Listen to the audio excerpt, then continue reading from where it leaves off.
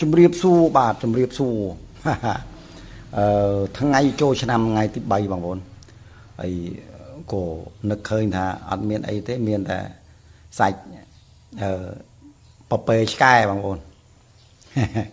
អ្នកណាគេចូលចិត្តខ្ញុំរឿងរបស់អ្នកដែលមិនចូលចិត្តតែសម្រាប់ខ្ញុំចូលចិត្ត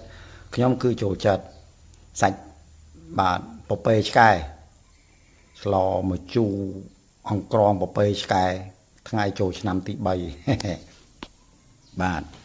ហើយឥឡូវចិញ្ច្រាំប្រហុកហើយបងប្អូនមិនជូរក្រង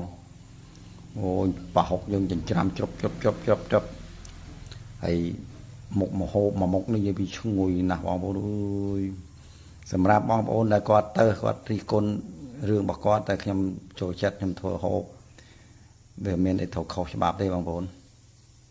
បាទខ្លាចតែយើងលក្ខណៈយើងធ្វើមនុស្សឃាតអីទៅអានឹងវាខុសច្បាប់បាទសូម្បីថាសត្វគោសត្វអីធំយ៉ាងហ្នឹងនៅគេធ្វើហូប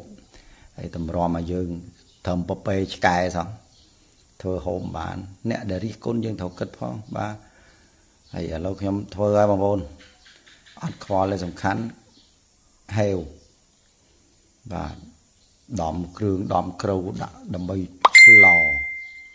បាទអូអែមបងប្អូនអើយនិយាយថាមុខមហូបមួយមុខអែមមែនតែនបងប្អូនមានអង្ក្រងចឹងមកគ្រឿងក្រូចយើងធ្វើហើយមានប្រហុកមានខ្ទឹមមានស្លឹកក្រូចមានម្ទេសមានសក្រីមានល្មៀតមានអីគ្រប់គ្រាន់អីចឹងមកហើយមានអង្ក្រងមានអីចឹងមកយើងរើសយើងលាងឲ្យស្អាតចឹងមកយើងយកឆ្នាំងយកមកស្រេចសាច់របស់យើងស្រោសហើយបាទខ្ញុំស្រោសដាំទឹកពុះខ្ញុំស្រោសរួចយកមកលាងទឹកឥឡូវយើងយកមកដាក់ក្នុងឆ្នាំងស្រោសហើយលាងទឹកទេបងប្អូនកុំឲ្យវាធំក្លិនបាទយើងយកមកដាក់ក្នុងឆ្នាំងចឹងមកដាក់ប្រហុកចូលហើយគ្រឿងរបស់យើងដំដាក់ទេលក្ខណៈមកជូរក្រាស់ជូរព្រៃជូរព្រៃស្លនៅក្រោយផ្ទះ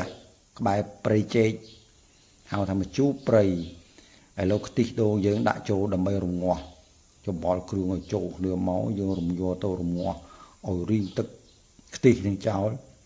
ចាំយើងដាក់ដូងទឹកដូងតាមក្រោយទៀតអត់មានទឹកដូងខ្ទិះណាបងប្អូនទឹកក្នុងផ្លែដូងយកមកចាក់ហើយរវល់តែដេកលក់រងាស់ឲ្យតដល់រីងបាទឡើងខ្លោចឆ្នាំងហើយ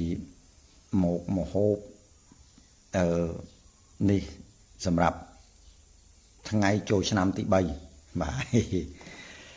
យាយវិជាតិណាបងប្អូននិយាយលេងនិយាយសើចអីបើគាត់ថាយើងវាខែក្តៅបន្តិចទេបងប្អូន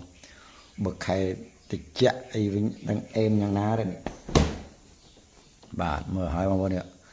ឥឡូវយើងលីងទឹកនឹងចោលអាទឹកខ្ទិះដូងហ្នឹងលីងអូវរីងចឹងមកអូវរីងស្ងួតចាំយើងដាក់ទឹកផ្លែដូងចូលអូយនិយាយពីអេមឲ្យចុងភៅអត់មានពាក់អាវទេថ្ងៃក្តៅចង់ឆេះហើយបាទមានតែកម្មាមួយបងកកនេះចុងភៅដល់ហើយនិយាយពីថាចុងភៅប្រចាំ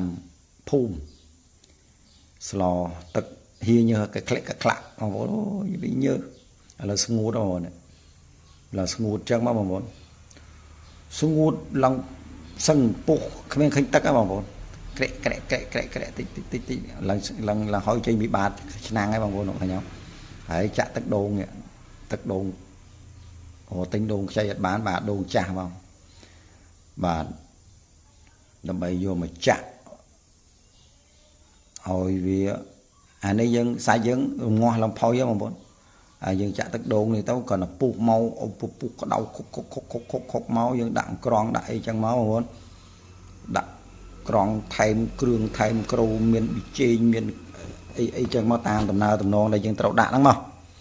ប៊ីចេងមានម្សៅស៊ុបមានអំបិលមានអីចឹងមកភ្លក់មើលប្រសាទប្រៃអីយើងលេលោកតាមនឹងទៀតឥឡូវនេះបងប្អូននេះពុះហើយឆ្អិនហើយបងប្អូនហើយតែឆ្អិនហើយដួសហូបខ្ញុំមួយនិយាយអានេះហូបបានអត់តលន់ខ្ទិះដូងដូចឲ្យយើងស្លោដូចលក្ខណៈស្លោ